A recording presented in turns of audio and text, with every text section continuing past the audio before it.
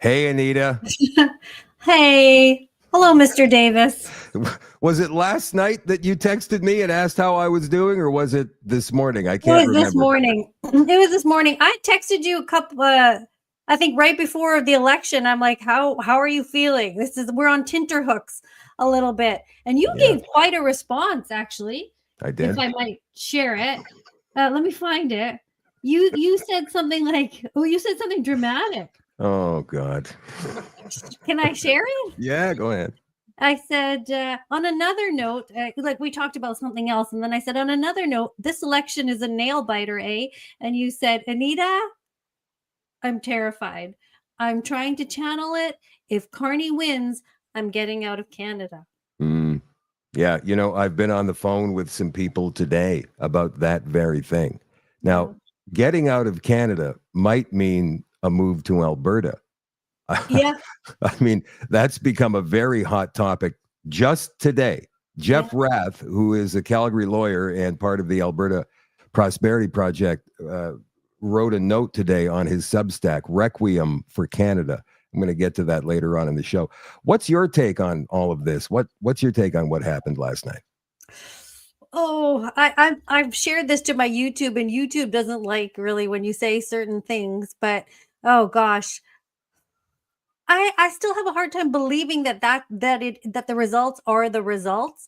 And I think that how did this, I don't know. I feel like this, so I'm tripping over my words because there's certain words you're not allowed to say, but a lot of people sort of say there are no elections, there are only selections.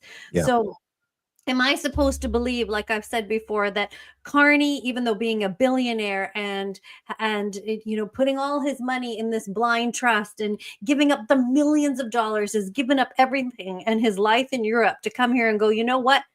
Canada needs me. So I'm here for you, Canada. And I'm going to come here and rub elbows with Mike Myers and get my elbows up because I'm here to save you. Like, Rub elbows. like, is this, yeah, he's going to start doing deodorant commercials or something. But it's like, Oh, do we really believe that this guy that's making a cajillion dollars is like, no, I'm giving it all up because Canada needs me? I think that there are forces at play that kind of put him here. And I think with the media backing him, it really did veil a lot of people's opinions. Like podcasters like us, we sort of, I think you do more than me, but dig deep. We dig deep so we can talk. We know all the funny business. But do you think that regular people know the funny business? They you know don't. that that's difficult to say. I don't know what the average. You see, it's difficult when you do what we do to understand how the average person consumes their news, right? And where they consume it from, and how much they pay attention. I mean, I do know just from studies from my years in media that when we're talking about print, people generally will read the headline and maybe the first paragraph. And when it comes to news watching on TV, whether it's CBC or any of the others, I don't know if they watch any longer than 5 minutes. Just the top story of the day, maybe. Then they get distracted or they turn on a hockey game or whatever.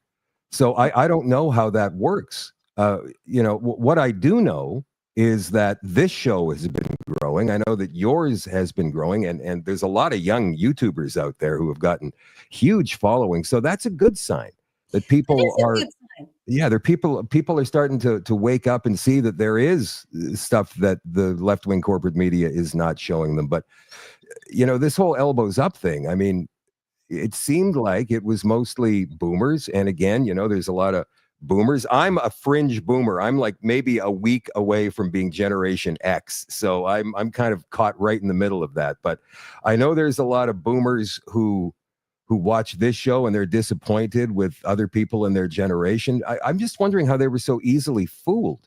And once they seem to have made up their minds, you could not get them to think about anything else. Yeah, I think so many factors went into it. When I go to rallies or freedom rallies that I've been going to for years now, I see a lot of boomers. But there's also that big facet of society that we're very afraid to say. I mean, like I work in a medical clinic in the daytime, so I see the public. and the public likes me. The public probably, a lot of the people don't. I'm like Batman. Like they don't know that I podcast on the side or whatever. Who wouldn't like you? Come on. Swear people come in and they tell me all about their lives and life stories, and I make friends with people. And then if I drop a little something about politics, I'll talk to the ladies, like ladies in their 70s, and they'll go, I don't like that Polyev. Oh no, he's bad news. He's only for himself. He's so arrogant. And these are people that are just watching the news, right? And all these things that we sort of uncover, the plagiarism, the Ruby Dalla, the mess with the Chandra Arya, the Brookfield, the everything, they have no idea about any of this stuff. No. Because when you watch a 2-minute piece that Donna Friesen is throwing to on Global National, is never going to make Polyev look like a hero. They're never going to be that balanced. It's always, even if they're sort of half doing a good job, they sway to make Carney look good, and particularly the CBC, because they're getting a raise. Yeah, they're going to be enshrined in law too, from what Carney promised. Yeah, right now they're just a line on the budget every year, but now Carney wants to enshrine them in law, make them a statute that the CBC is by law Canada's broadcaster and must be funded to the tune of X amount of dollars every single year. So now going forward, if Polyev does win one of these days, he's going to have to rescind that law and come up with a new one. What do you think the chances are of this government going any longer than a year? It is a minority. Going longer than a year, meaning we'll have another election, you think? Yes. That because people will rise up and be like, no. Well, you know what? The situation that we face is the same situation that we faced in the last 3 elections. It's a liberal minority. It's a strong minority. It's 3 seats away from a majority government. And even then, if it became a majority, one liberal dies or doesn't show up for a vote, and they go down. What do you think this government will be able to do? I mean, there's 7 NDP and 1 Green who they're going to have to make a deal with. If they do, they're in. I mean, they might have another one of those supply and confidence deals that they had with Jagmeet Singh. But the NDP is rudderless right now. They haven't got a leader. And even their House leader, Peter Julian, lost last night. So we don't know who's going to be running that show for the foreseeable future. No, we don't. But they will pick somebody. Do you think the NDP will carry on? And the Liberals need the NDP to form a coalition to have that majority, right? And equally, people have bandied about the idea of the Bloc getting together with the Conservatives. Do you foresee that? I can see them voting together, the Bloc and the Conservatives, on issue by issue basis, but I can never see the Conservative Party of Canada ever, or any party for that matter, forming an actual alliance with the Bloc. They are a separatist party. They want Quebec out of Confederation, and any national party that signs an oath with them is signing their own death warrant, in my opinion. But then again, from what we saw last night, I mean, the East doesn't, like you say, low information turnout, people voting with their feelings. I don't know. I mean, the whole political landscape right now is completely upside down and topsy-turvy. The media has done such a good job in making Pierre the sort of enemy. Like they've done just enough to take the shine off of him. And they do that on purpose because Carney is their guy, this liberal guy. But I think you're right about it wouldn't, I mean, I don't know, like the Bloc and the Conservatives might be more similar than they'd like to admit, but the Bloc are so ridiculous with the pipelines and the oil and the gas and the having the pipelines they don't let the pipelines go across Canada. You have to go through the states to get to Quebec. And it's like, do you not drive a car? Do you not have showers? You don't fly in planes, people in Quebec? You don't use gas stoves? You don't what is your problem with oil and gas is so much that they export it from countries that we don't need to. That's a huge problem. And that goes against the conservative sort of philosophy on cultivating oil and gas. So I can't see a marriage happening there, but it sure would be nice if they could put aside their differences. But one other thing is, boy, do we ever pander to this separatist party. Like they're so small, but we sure do as a nation pander to their needs. And some people are so anti-French now too. It's like, why did we even bother doing these French debates and this and that? Boy, do we ever. This is essentially a separatist party. They say, Canada, we don't like you. Like, tabernacle. They want to separate, yet we sure do embrace them in the political stratosphere. I think Jordan Peterson is the one who said there's a huge disproportionate number of Quebec ministers and MPs in the House of Commons. Maybe it's just ministers because most of those MPs do come from Quebec. I think they got 40 of the 80 or 78 seats that Quebec has last night. And so, yeah, there is a large French contingent of MPs in the House of Commons and a large French contingent in any liberal government, generally speaking, of ministers. The reason there isn't in conservative governments, if we ever get one again, is because they only get between 10 and 12 MPs elected in that province. So, this country is so, have you seen a map since last night's election? Have you seen how the map looks? Mm-hmm. It is so blue on the west. Yeah. And so what do you think about the possibility of Alberta separating? And there was some movement in that today from Danielle Smith, of all people. Like, she generally rattles a saber and she talks about a national unity crisis, but she has never actually introduced the idea of Alberta separation. And I think even if she does, but she came very close today, but even if she does, it's still going to be, like playing poker with the federal government. I don't think she's serious about it. Whereas there is a large movement in Alberta.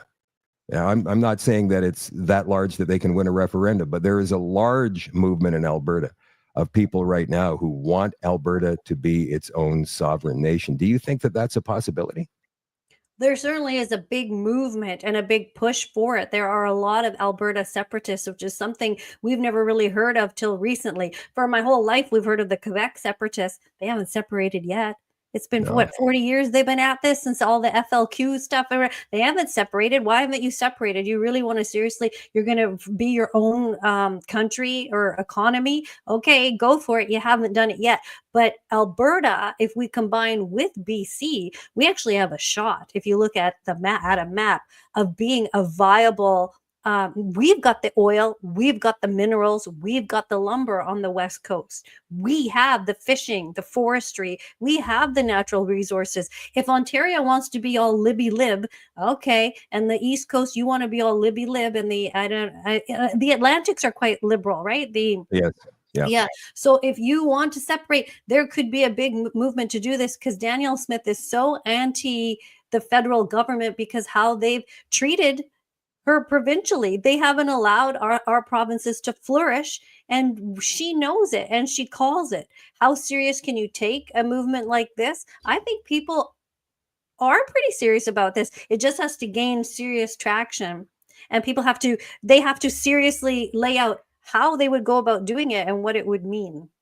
You are in the greater Vancouver area, and that area went mostly red last night. And when we talk about BC joining this Western separatist movement, most of the political power lies in very left-wing areas, right? That's where the population of British Columbia is. A good portion of it is blue, but with looking at it on a map, you see, oh, look, there's blue in the Okanagan, and there's blue in the eastern parts of the province, but in the lower mainland, it's generally red. Why is that? Is it just the mentality of society in that area?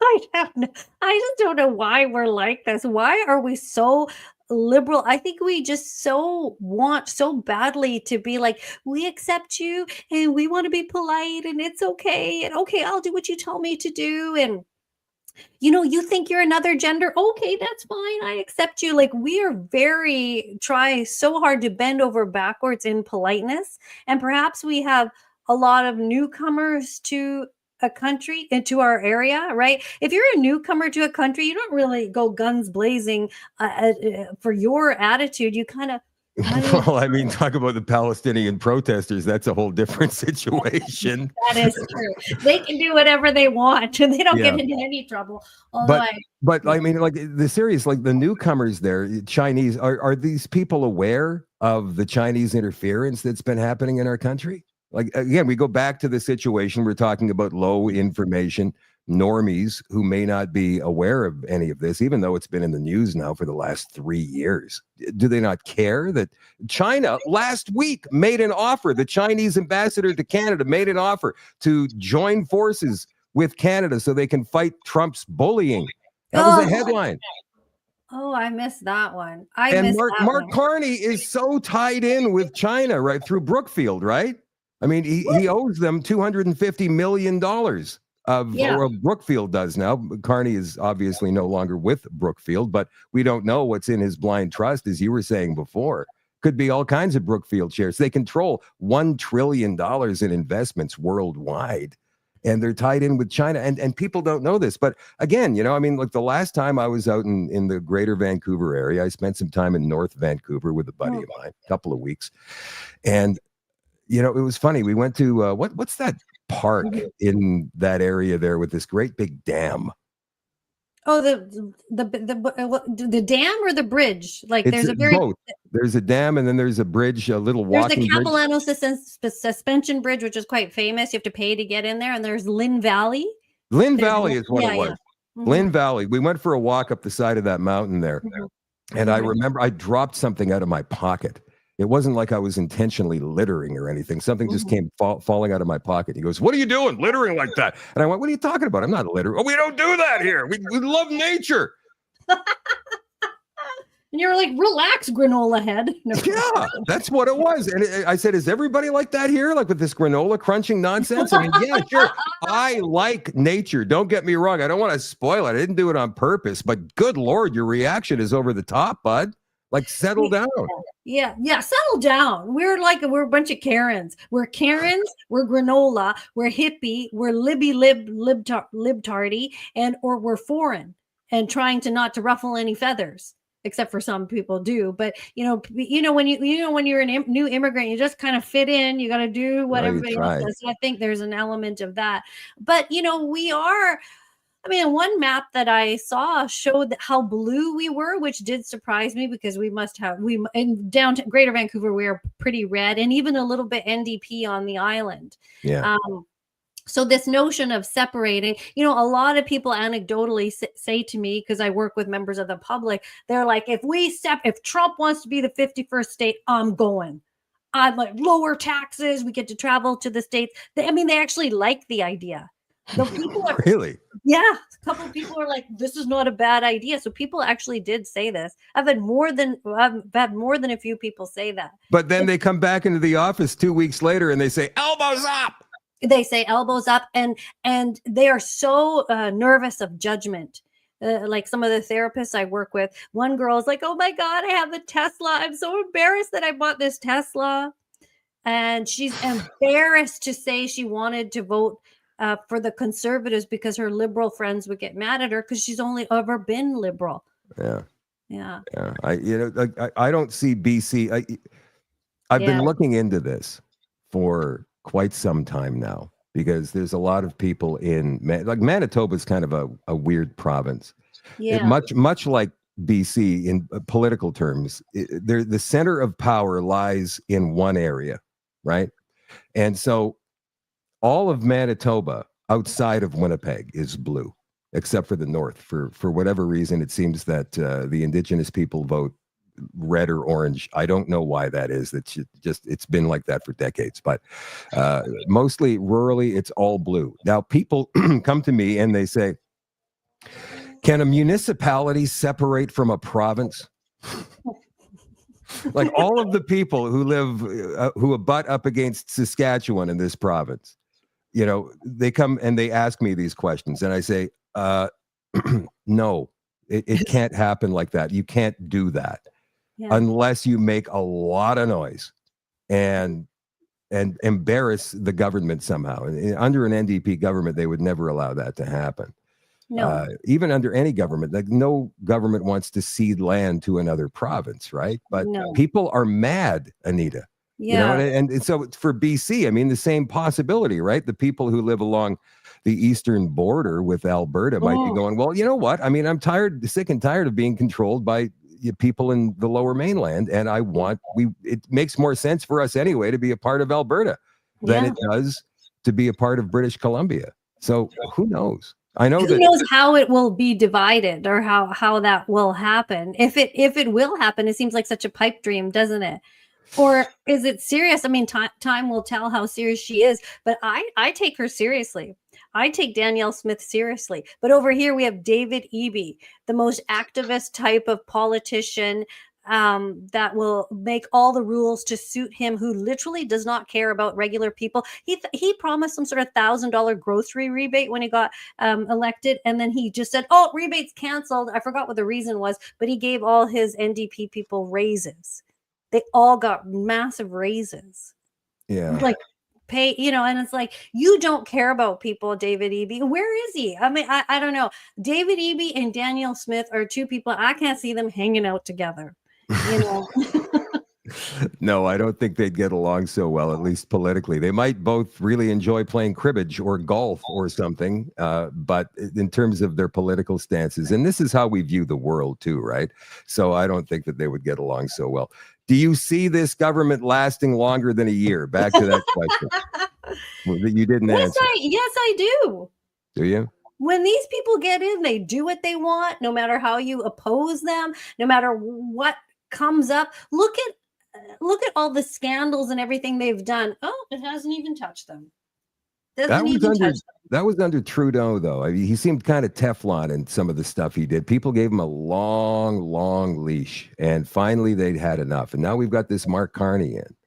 And if some truth starts trickling about him and what he's done, yes, he's definitely more unlikable just based on looks. People like people who are good looking, so they let them get away with things if they think they're good looking, right? If you're a little flirty and schmoozy, you can get away with a lot. But Carney has no sex appeal whatsoever. So that's a true statement, but a sad statement at the same time. Again, it's a minority government, and who knows what could happen in this situation. But like you said, maybe the NDP, like if they cease to exist going forward, even though Jagmeet Singh said last night, we're going to stay, we're going to fight, and then he quit. Who's going to be the new leader of the NDP? Or do you think that whole thing will be dissolved as an entity, as a political party? Well, that's the question, right? And if it is, or does it merge now with the Liberal Party, which gives them... Oh, come on. I've heard talk of that. And that's not fair. I know it's not fair. People wouldn't like it, but it would give them the majority that they need to carry on for another 4 years. And another thing, yes, it would. And you know what? With all the chirping that the PPC did, Maxime was not actually running. I heard him on a show saying, "Oh, maybe I will run in 2029 or whatever." But if the PPC is vibing with the Conservatives in their philosophies, they should have formed a coalition. But they have no seats or whatever. But it's like, you know what I mean? What is going to make the Conservatives stronger? What do we need? Is it going to just be 4 more years of opposing and arguments in the House of Commons, yet the Liberals still do what they want to do? No. Yeah. Pierre's got to get a seat first. Oh, I can't believe that. What did you make of that Carleton thing? Why did they have 91 people in the riding? Had you ever seen that before? No, I've seen attempts at it, but I've never seen it actually happen the way it did last night. I think what that was people tried to say, well, this is a protest. We're trying to sign up as many people as we possibly can to protest the Canadian election system. In reality, I believe it was a bunch of left-wing activists who were campaigning nonstop, tirelessly for the Liberal candidate there, Bruce Fanjoy. And turns out that I think 70% of the Canadian electorate turned out last night nationally. 80% of the electorate of Poilievre's riding of Carleton turned out last night to place their vote, and most of them were voting Liberal. Oh my because God. yeah. And with 93, so let's say grandma goes in to vote. She wants to vote conservative. She's 83 years old. She can't really see so well, right? Even, voting on a ballot with 4 or 5 names is tough for her. Now she's got to try and find Poilievre's name with 93 of them. And maybe she thought she marked her X next to the right name, but it wasn't, because there was maybe somebody else on that ballot called Peter Pumpkinhead. Oh, there's some P's there. Yes, that's right. She Can you see voted how for that might Peter. make a difference? Yeah, I don't know. I don't know. Right? 91 is that is still utterly ridiculous. And Bruce Fanjoy, because hadn't Pierre held on to that for a very long time? That was 20 his writing. years. 20 years. 20 years. 20 Oh my years. So one thing I did a little short video on yesterday is like, having worked on so many elections, but I never really thought about it, is like, I actually never thought about this that much before, but like there's a little font. You know how we get the font on the bottom? Liberals have this many seats and blah blah blah blah or whatever. That is fed through a graphics company that the media hires called Bannister Lake, and it's CTV uses it, Global uses it. I don't know. I think CBC. Everybody uses Bannister Lake, and that is fed by Elections Canada. So the count has to be accurate. So they're feeding Elections Canada the information. It goes in the software, and we put it on the TV, and then everybody looks at it and goes, oh, the Liberals have this, the Greens have this, da da da da. And even many years ago, when I would work on these things, I'd be like, how do they count them so fast? Are they accurate? It was just always something I thought in the back of my mind, and I have no way of verifying it. I'm not in the room with the people in the boxes. There has been a lot of talk today. I'm sure you've probably seen this as well. Videos of people talking about some kind of election interference with Elections Canada, either volunteers or employees walking to cars and putting boxes filled with votes in the back of their trunks or their garages. I ran a video last night from the Make Canada Great Again guy. Spencer is his name. Ran it in pieces last night during that 5-hour marathon. And he tried to talk to Elections Canada about it afterwards. He videotaped the entire thing. I mean, it's been seen 250,000 times, I believe, only on one platform, probably 500,000 views across the country by now. And they wouldn't give him an answer. That's one instance. And there have been a few others that I've seen where people. Yes, I think I saw that these 2 ladies in the parking lot with bags of ballots, and they were like incensed that he was even asking them a question. But you know what? There's very much a lack of transparency when you put your ballot in the box. The box, then what? It stays in there. I know I did a little video on this, but what the people then count it in there, and then do they count it and then feed it to the software? I didn't see any computers. No, it doesn't go to any software. From what I understand, these are hand counted, right? But the thing is what Elections Canada does is they provide pencils. So again, I postulated this theory last night. If these Elections Canada officials are taking ballots home with them, and we're not talking about election day because there would be no chance for them to ever do that, but it's the advance polls. Yeah. Right? So if they're taking ballots home with them and storing them in their garage, let's hope they're sealed. I don't know if they're sealed or not, because they're supposed to be. Yeah, they're supposed to be. But if these votes are just sitting there with this elections volunteer or employee for a couple of days before they bring them back to the office to be counted on election day, and some of them are in pencil, well, then the perception of election rigging comes into play because it can be erased, right? Look, there's it can be, but you can still see the little markings. The thing is, the Elections Canada is not clear on this process. Like, I don't find that they're very transparent, like where they say, yes, in early voting, some of our volunteers take the boxes home and then they take them back to this place, like they put them in taxis, they put them in Ubers. Sometimes boxes can go missing. They don't really talk about that. And were those 7 million early votes counted, tabulated, and processed into the software that the news media uses to broadcast?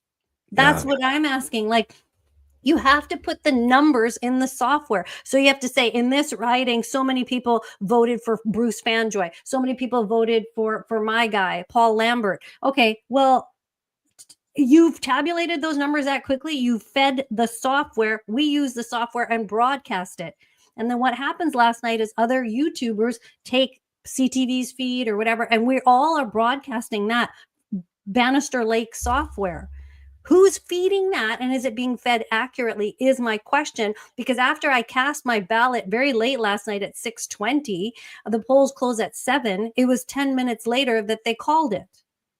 Like 7:10 my time. So you've called this already. You have not amalgamated every single vote properly. That is why I'm not saying election rigging or interference. I'm saying you haven't counted all the votes yet, and you're calling it.